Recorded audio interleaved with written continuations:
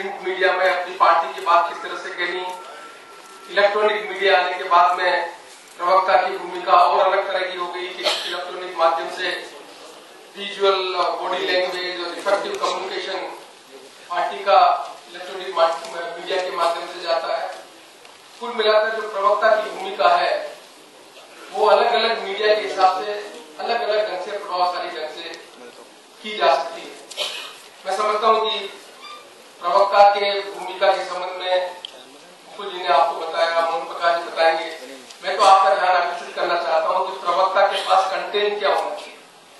जब तक हम कॉन्टेम्परेरी जो इश्यूज हैं उन कॉन्टेम्परेरी इश्यूज को हमारी कांग्रेस पार्टी की जो ऐतिहासिक उपलब्धियां है उनसे कोरिलेट नहीं करेंगे, तब तक हम बहुत सी समस्याओं के संबंध में जनता की जो उत्सुकता है उनको हम शांत नहीं कर सकेंगे। और सबसे बड़ी आवश्यकता आज के दिन ये है कि हम जनता को ये बात समझा पाए कि जो इश्यूज जो है वो क्यों आज की डेट में दूसरी पार्टी पब्लिक के डोमेन में ला रही है। ये हिस्टोरिकल चीज हम समझ पाएंगे तो मैं समझता हूं कि हम अपनी भूमिका का निर्वहन प्रभावशाली ढंग से कर सकेंगे। हिस्टोरिकली आजादी के बाद और आज तक जो ऐतिहासिक परिस्थितियां उसको समझने की आवश्यकता है कि देश में आजादी के बाद नीति बनाकर देश का निर्माण करने का काम कोई पार्टी कर रही है तो कांग्रेस पार्टी। नीति बनाकर देश का निर्माण करना बहुत कठिन काम है। इस देश में बहुत विविधता है, उत्तर, दक्षिण, पूर्व, पश्चिम। इस देश में बहुत संप्रदाय है, इस देश में बहुत धर्म को मानने वाले लोग हैं। उन सबको साथ लेकर देश का निर्माण करना और दुनिया में ताकतवर देश के रूप में उभारना ये कोई सरल काम नहीं है। ये कोई काम ऐसा नहीं है जिस काम को हम भावनाओं के आधार पर लोगों के साथ अपना रिश्ता जोड़कर देश का निर्माण कर सकें। इसलिए जो परिस्थितियां उसको समझने की आवश्यकता है कि जो 47 की आजादी के बाद 21वीं सदी तक जो हमने उपलब्धियां प्राप्त की, उन उपलब्धियों को प्राप्त करने के साथ साथ पॉलिटिकल कौन सी फोर्सेस थी जो उसको ड्रैग कर रही थी, और आज 21वीं सदी में वो कौन से मुद्दे हैं जिन मुद्दों का उन पिछले मुद्दों के साथ सीधा संबंध है। यदि हम आइसोलेशन में चर्चा कर रहे हैं कि आज भ्रष्टाचार का जो मुद्दा है वो क्यों उठाया जा रहा है, आज महंगाई का मुद्दा क्यों उठाया जा रहा है, आज लीडरशिप का इश्यू क्यों उठाया जा रहा है, तो इसकी जो परिस्थितियां है उसको पिछले दृष्टि से उसको देखकर हम चीजों को समझेंगे तो मैं समझता हूं कि जो आज की चुनौती है उसका हम ठीक ढंग से उत्तर दे सकेंगे। इस देश में पंडित जवाहरलाल नेहरू ने जो आर्थिक नीतियां बनाई, जिसको अपने मिक्स इकोनॉमिक्स कहते हैं, उसको उस समय लोगों ने समझा नहीं। उन्होंने कहा कि मैं प्लान के आधार पर देश की नीतियों का निर्माण करेंगे, प्लानिंग कमीशन बनाया, नीतियां बनाई।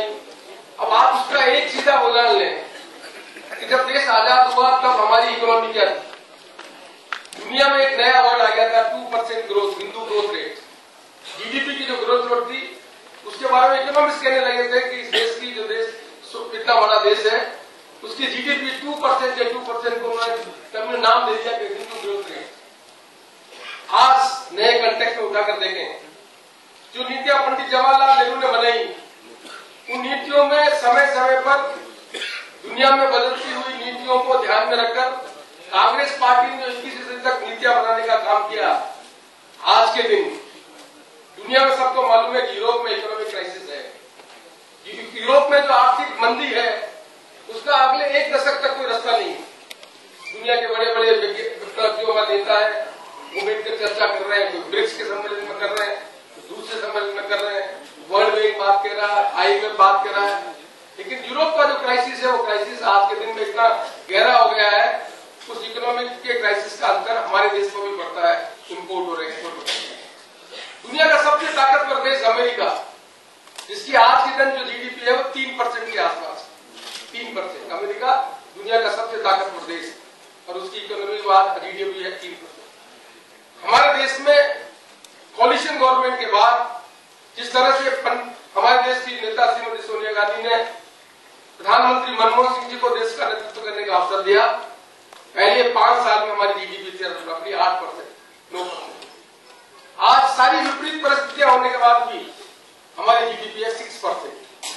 अब आप कंपेयर करिए, दुनिया में जिस तरह का इकोनॉमिक वातावरण बन गया है, उस इकोनॉमिक वातावरण में पंडित जवाहरलाल नेहरू उस समय ये नीतियां बनाने का काम नहीं करते, नीतियां बनाकर देश को आगे बढ़ाने का काम नहीं करते, या सोनिया गांधी जी मनमोहन सिंह जी को देश का प्रधानमंत्री बनाने का निर्णय नहीं करती। तो आज जो 5 से 6% ग्रोथ है, उस 5 से 6% ग्रोथ को हम क्या सस्टेन कर सकते थे? भारतीय जनता पार्टी को शासन करने का मौका मिला, उनके भी प्रधानमंत्री रहे। बताए इस देश में कि कौन सी नीतियां बनेगी जिस नीतियों के कारण आज हम इतनी आर्थिक स्थिति को बनाए रख पाए। ये आर्थिक नीतियां बनाकर देश का निर्माण करने के कारण आज 21वीं सदी में कांग्रेस पार्टी ने फैसला किया है कि हम स्कीम नहीं बनाएंगे, हम राइट्स और एंटाइटलमेंट देंगे। कानून बनाकर लोगों को अधिकार देना, 100 करोड़ की जनता के बीच में अधिकार देना, हम राइट टू एम्प्लॉयमेंट का अधिकार देंगे। महात्मा गांधी राष्ट्रीय ग्रामीण रोजगार योजना, गांव का गरीब आदमी पंचायत में जाकर दरखास्त दे, मैं काम करना चाहता हूं, उसे मजदूरी मिलेगी। उस मजदूरी को हमने WPI से लिंक किया। जैसे जैसे महंगाई बढ़ेगी वैसे वैसे महात्मा गांधी राष्ट्रीय ग्रामीण रोजगार योजना में उसका वेजेज भी बढ़ेगा। ये पहला कानून बनाया जिस कानून में गांव के गरीब आदमी को अपने गांव छोड़कर नहीं जाना पड़े और गांव में ही उसको काम करने का काम मिले, और उसको लिंक किया हमने पंचायत से, जो महात्मा गांधी राष्ट्रीय ग्रामीण रोजगार योजना के एक्ट को जरूरत पड़ा है। उनकी धारा को पढ़े समझे, उन्होंने हमने इनिशिएट किया कि एनुअल प्लान बनेगा, पंचायत में बैठकर चर्चा करेंगे कि हमारी पंचायत में एनुअल प्लान क्या होना चाहिए। उस एनुअल प्लान को भारत सरकार स्वीकृत करती है, उसमें पूरा पैसा, मटेरियल कंपोनेंट का पैसा, मजदूरी का पैसा भारत सरकार से मिलता है, और उसमें उस पंचायत की समस्याओं का निराकरण करने का काम भी हो सकता है और लोगों को मजदूरी भी मिल सकती है। ये राइट्स एक कानून बनाया है, ये कोई स्कीम नहीं है। इस कानून का ये पालन नहीं हो रहा है तो कोई भी आदमी कानून का पालन कराने के लिए मजबूर कर सकता है। तो एप्लीकेशन दे, उसको रोजगार नहीं मिल रहा है तो कानूनन उसको बेरोजगार भत्ता देना पड़ेगा, ये भी उसमें व्यवस्था की गई है। ये पहली बार कानून बनाने का काम करके एक राइट टू एम्प्लॉयमेंट का अधिकार देने का काम, ये नहीं काम राइट टू एजुकेशन। गांव के गरीब आदमी के बच्चे को पढ़ने की क्षमता, उनकी क्षमता को मैनिफेस्ट करने का मौका मिले, गांव गांव में स्कूल बने, स्कूल के लिए इंफ्रास्ट्रक्चर बने, उसके बच्चे को न्यूट्रिएंट मिले, उसके लिए मिड डे मील की व्यवस्था की, उसकी व्यवस्था करने के बाद राइट टू एजुकेशन का काम, राइट टू हेल्थ का काम किया। गांव में जो आदमी मजदूरी करता है, पैसा कमाता है, उसका अधिकांश पैसा खर्च हो जाता है दवाई पर, बीमार हो जाता है गरीब आदमी को उसकी दवाई पर, इलाज पर खर्चा हो जाता है, उसको हैंडल करने के नेशनल रूरल हेल्थ मिशन का काम किया। आने वाले समय में राइट टू हेल्थ का काम भी करेंगे। गांव का आदमी मजदूरी करता है, पैसा कमाता है, उसका बहुत बड़ा पैसा प्रोक्योरमेंट में खर्च हो जाता है, गेहूं खरीदने के लिए, चावल खरीदने के लिए, उसकी डेली आवश्यकताओं को पूरा करने के लिए तकलीफ आ जाती है। राइट टू फूड व्यवस्था करने की काम करना चाहते हैं, जिससे देश में 67% ज्यादा पॉपुलेशन को भरोसा हो तो 3 रुपए में आपको चावल मिलेगा और गेहूं मिलेगा, या आपको दाल मिलेगी। जो आपकी आधारभूत सुविधा है उसको कानून बनाकर, स्कीम बनाकर नहीं कि पीडीएस की स्कीम में ग्राम में पीडीएस बढ़ रहा नहीं बढ़ रहा, गांव का प्रभावशाली आदमी शक्कर बाजार में बेच रहा है, ये नहीं, कानून बनाकर ये अधिकार देने का काम भी ये काम कर रहे हैं। ये सब काम कर क्यों सके? ये 2% की जीडीपी होती तो हम कर सकते थे, हिंदू ग्रोथ होती तो कर सकते थे। आज हम इसलिए कर पाए हैं कि हमारे पास 8% और 9% की ग्रोथ थी। केवल मात्र फ्लैगशिप प्रोग्राम के अंतर्गत हम 1,65,000 करोड़ रुपए का डिवोल्यूशन करते हैं, 1,65,000 करोड़ रुपए का इस देश में इन सब व्यवस्थाओं को करने के लिए। अब बताए कि दूसरी पार्टी कोई नीति बनाकर एक सीधा काम कर सकती, क्या उनको मौका नहीं मिला था? क्या उन्हें जानकारी नहीं थी कि कानून बनाकर लोगों के जीवन में परिवर्तन करने का काम करना है? ये काम करने का, सोचने का काम किसी के पास है?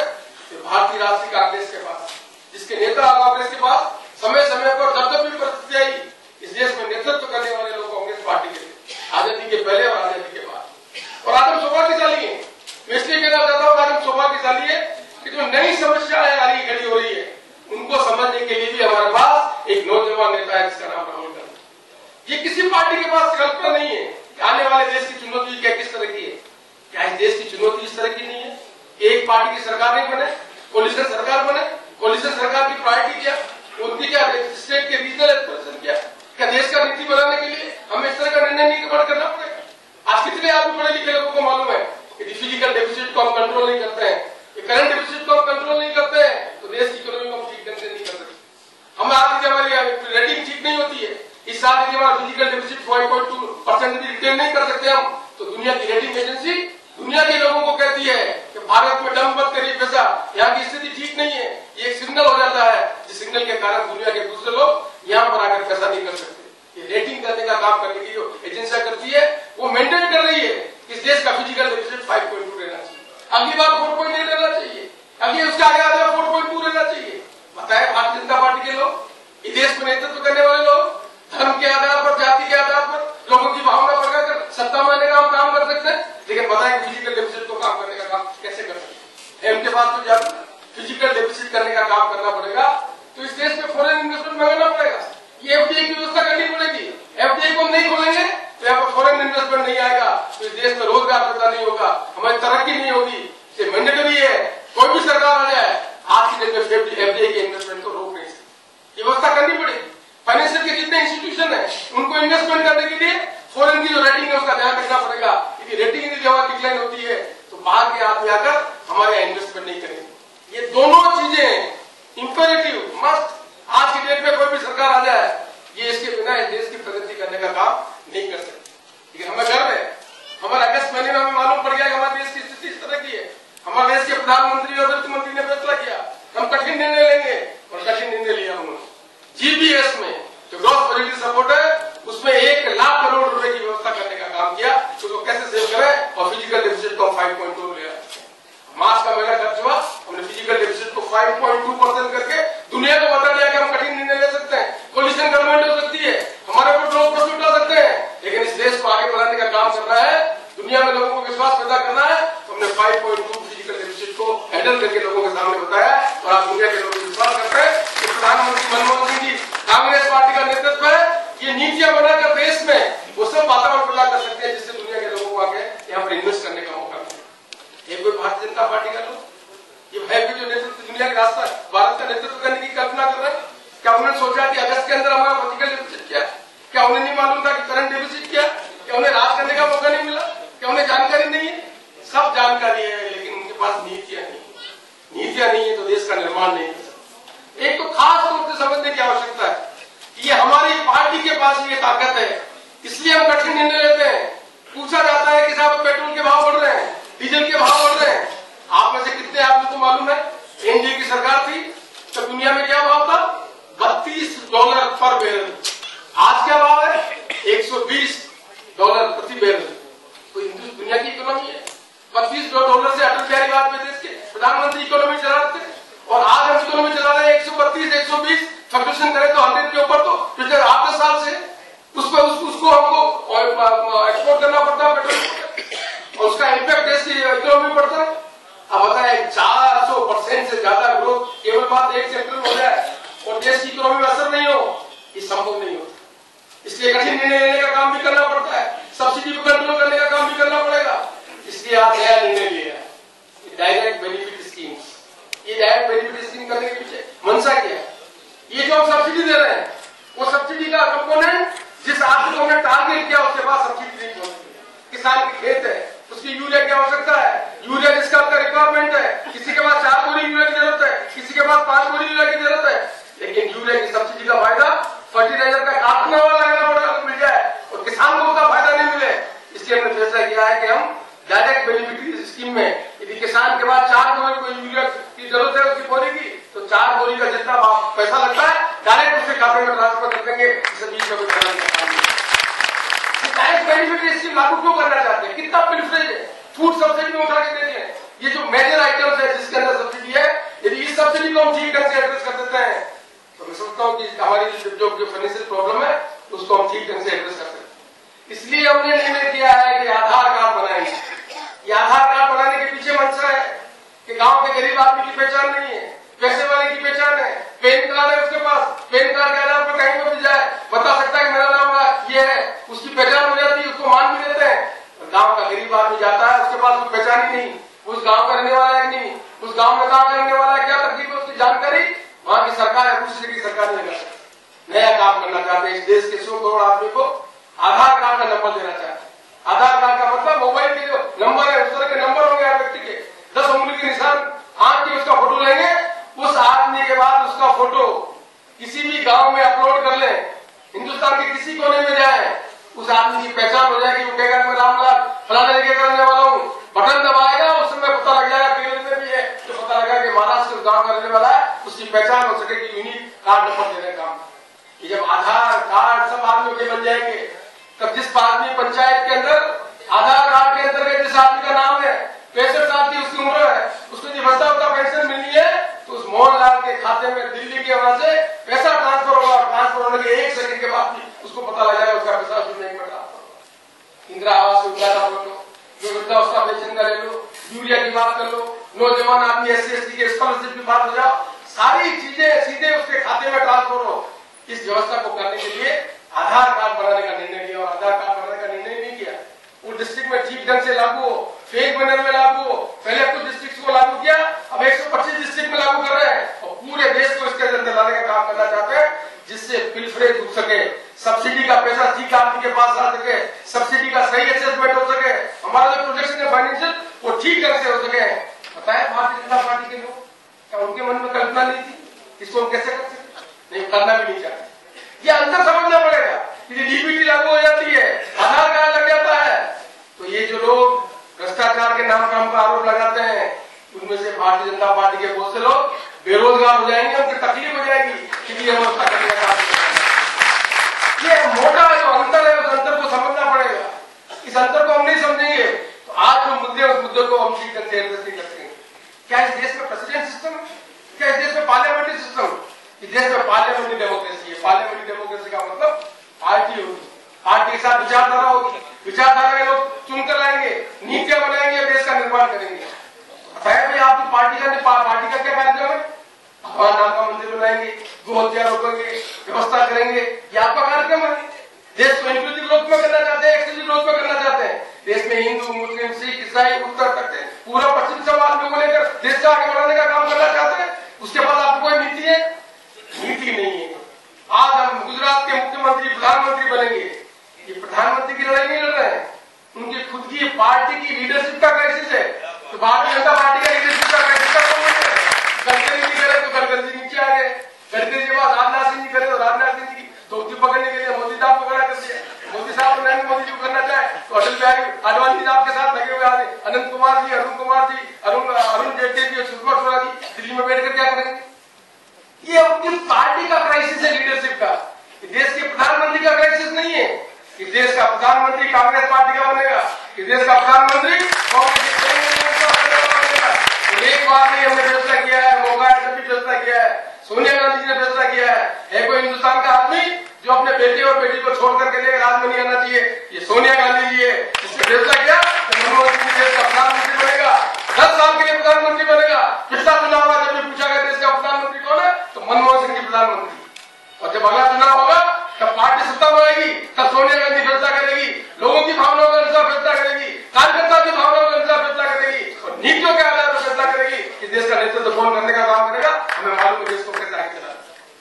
इन पार्टी के लोगों को मालूम नहीं देश आगे कैसे कि लड़ाई लड़ रहे हैं प्रधानमंत्री की, बात करें प्रधानमंत्री की और लड़ाई लड़ना चाहते हैं अपने पार्टी के लीडर की। ये गुजरात के साथी बैठे हुए मोहन प्रकाश जी और गुजरात में इन्वॉल्व है। मैं आज कहना चाहता हूँ बड़ी गंभीरता से, गुजरात में माधव सिंह जी सोलंकी जब कांग्रेस के मुख्यमंत्री थे तो हमने 144 सीटें जीती है। आज दिन तक नरेंद्र मोदी ने 144 सीटें जीती है। हिसाब किताब उठा के बता दे, 50 सीटें अर्बन है, उनमें 25% का अंतर था, उनमें उनकी एज है। 132 सीटें जो रूरल की है वहां पर कांग्रेस पार्टी ने 60 सीटें जीती।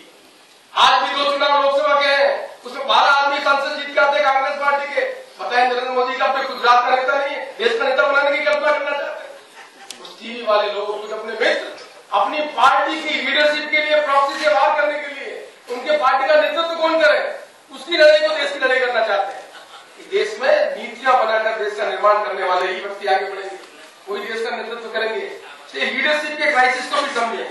हमारे लिए विचारधारा जरूरी है, हमारे लिए मोदी कोई मतलब नहीं है, हमारे लिए मतलब है कि देश में सेक्युलरिज्म को रखें, इस देश में धर्मनिरपेक्षता को रखें, इस देश में इंक्लूसिव ग्रोथ को करें। ये हमारे मूल्य है। इन मूल्यों के लिए लड़ने के लिए हम व्यक्ति को भी आगे लाएंगे, पार्टी को भी आगे बढ़ाएंगे और नीतियों के आधार पर देश का निर्माण करेंगे। इस मुद्दे को इस ढंग से समझने की आवश्यकता है। भ्रष्टाचार की बात करते हैं, भ्रष्टाचार का उदाहरण हमारे को आज गर्व कहते हुए नौजवान आदमी जाते हैं। संसद में राहुल गांधी ने ये बात कही है जो किसी आदमी ने नहीं की है। उन्होंने कहा कि भ्रष्टाचार मिटाने के लिए लोग जो लोकपाल बिल की बात कर रहे हैं ये संवैधानिक दर्जा देना चाहिए। संवैधानिक दर्जा आज दिन तक किसी आदमी ने नहीं कहा है। ये पार्टी के नेता राहुल गांधी ने लोकसभा के प्लेटफॉर्म में कहा है संवैधानिक दर्जा का मतलब इलेक्शन कमीशन, सीएजी, जुडिशरी, उस तरह का कमिटमेंट है, प्रतिबद्धता हमारे नेता की कि इस देश में लोकपालिका बनना चाहिए जिससे स्वतंत्र रूप में इस देश में भ्रष्टाचार को कम करने का काम कर सके। बताए भारतीय जनता पार्टी उनके मन में है लोकपाल बनना चाहिए। लोकपाल का उदाहरण गुजरात में जाकर देख लें। गुजरात में सुप्रीम कोर्ट ने फैसला दिया लोकपाल का बिल ये बनेगा और वहां के मुख्यमंत्री जी ने लोकपाल का फैसला करवाया। मुख्यमंत्री का नाम ही लोकपाल होगा। 10 साल से कुछ भ्रष्टाचार कर रहा है, उसके जांच करने का कोई काम नहीं कर सके और बिल बनाने का सवाल है। तो गुजरात का लोकपाल का मॉडल इनका आदर्श है और हमारा लोकपाल का मॉडल राहुल गांधी जी ने कहा संविधान में स्वतंत्र करके लाएंगे, वो हमारा है। जब हम एब्सोल्यूट मेजॉरिटी लाएंगे तो हम बताएंगे कि लोकपाल के बिल को हम किस तरह से संवैधानिक दर्जा देना चाहते हैं। कांग्रेस पार्टी है जिस पार्टी ने राइट टू इंफॉर्मेशन, ये सूचना का अधिकार क्या भारतीय जनता पार्टी ने दिया है?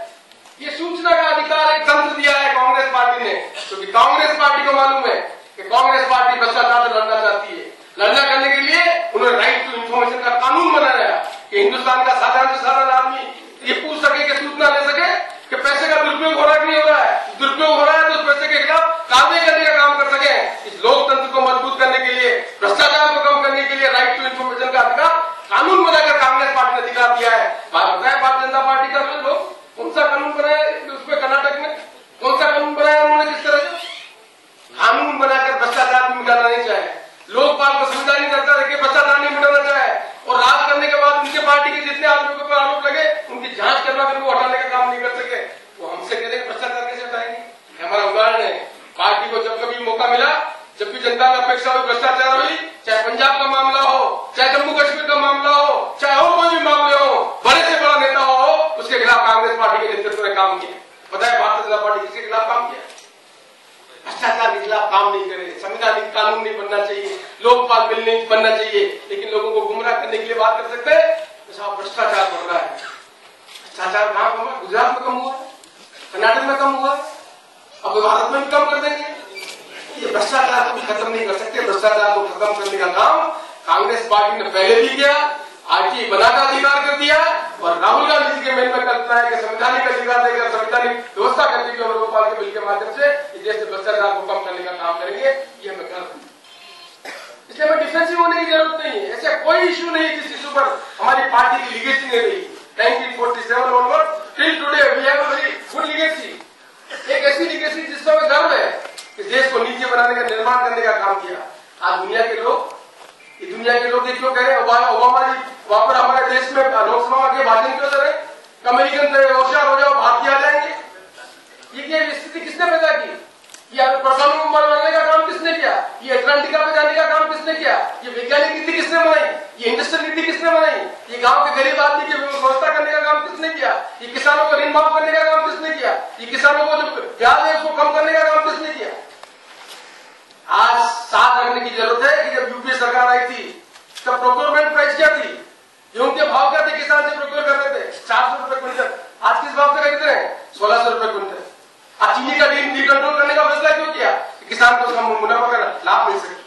किसान की प्रोक्योरमेंट की प्राइस 2004 के पहले क्या थी? बताए भारतीय जनता पार्टी के लोग। और आज प्रोक्योरमेंट की प्राइस क्या है? आज किस भाव से प्रोक्योरमेंट में किसान गेहूं दे रहा है? एफसीआई को किस भाव से दे रहा है?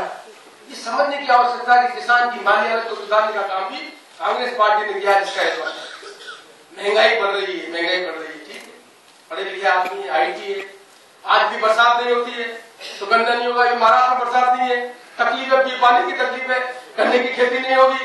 तो दुनिया में सब आदमी को मालूम है गन्ना कहाँ पैदा होता है। यदि बरसात नहीं होती है तो 100 करोड़ के देश में जो शक्कर की आवश्यकता है, वो देश कौन से हैं जो 100 करोड़ के लोगों को शक्कर दे सकते हैं?